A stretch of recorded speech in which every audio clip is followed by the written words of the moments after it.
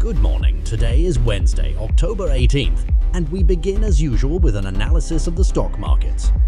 Yesterday, the American indices closed virtually unchanged. The S&P, Nasdaq, and Dow Jones showed minimal variations.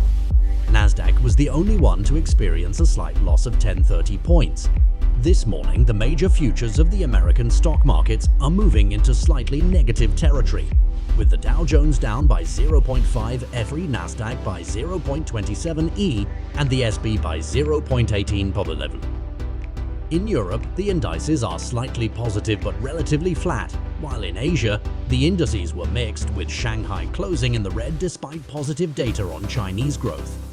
As for bonds, we saw an increase in yields yesterday, with the 2-year rate reaching 5.10 and the 10-year Treasury at 4.85. The euro-dollar remained stable this morning at around 1.7583.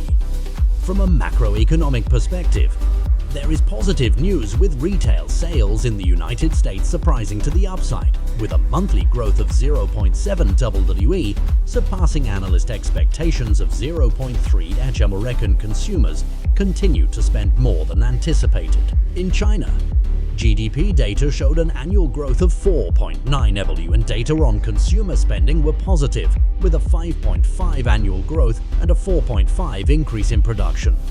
These figures indicate that the Chinese economy appears to have recovered from the 2023 crisis.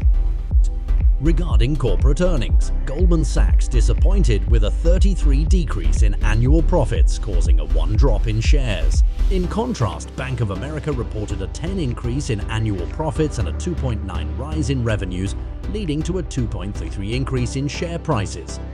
Today, data from SEML, the leading European technology leader in semiconductors, were in line with expectations. However, the shares were penalized by forecasts for 2024, indicating a year of transition with no growth, resulting in a 5% drop in share prices. The day will also see the release of data from Tesla and Netflix at market close.